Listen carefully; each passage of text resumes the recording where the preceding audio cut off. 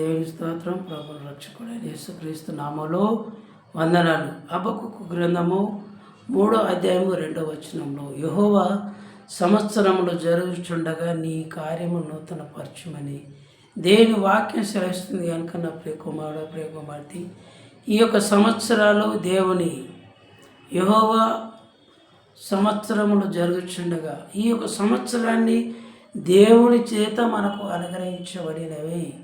ఎందుకంటే ఈ సంవత్సరం చూడకుండా, ఈ సంవత్సరంలో ప్రవేశించకుండా అనేక మంది నశించిపోయిన వారు ఉన్నారు. అనేక మంది మరి ఎంతో వేదనతో మరి ఉన్నప్పటికీ దేవునికి ఉచితమైన కృపలో మనల్ని ఈ సంవత్సరం చూడటానికి దేవుడు ఆ యొక్క కృపను అనుగ్రహించాడు.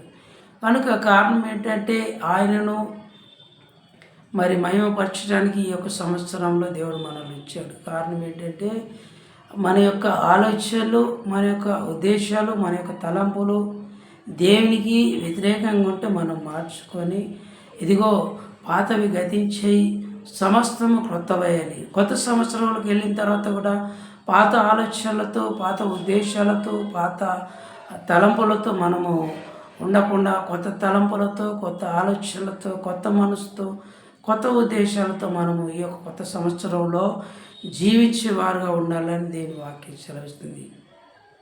కారణం ఏంటంటే కొత్త సంవత్సరం వచ్చిందంటే మరి నూతన వస్త్రాలు ధరిస్తారు, మరి నూతనమైనవి కొనుక్కుంటారు. కానీ నూతనమైన మనసు, నూతనమైన హృదయము, నూతనమైన ఉద్దేశము, నూతనమైన తలంపులు ధరించుకోవాలని చాలామందికి ఆ యొక్క అవగాహన లేకుండా మరి నూతన సంవత్సరంలో ప్రవేశించారు. కానీ మనము దేవుని అంగీకరించిన వారు మనం నూతనంగా మనం బ్రతికి నూతనమైన ఆలోచనలో మనము గడిపేవారుగా ఉండాలని ప్రభుపేట మీకు తెలియజేస్తుంది. ఎందుకంటే మనల్ని ఒక నూతనంగా మార్చడానికి, నూతనంగా బ్రతకటానికి దేవుడు తన యొక్క నూతనమైన సంవత్సరాన్ని చూడటానికి దేవుడు మనకు ఆ యొక్క ధన్యత, ఆ యొక్క కృపను మనకు అనుగ్రహించాడు. కనుక ఆ యొక్క నూతన కృపలో మనము నడుచుకునే వారుగా ఉండాలని ప్రభుపేట మీకు తెలియజేస్తున్నాను. దేవుడి వాక్యాన్ని దీవించి ఆశీర్వదించును గాక. ఆమేన్.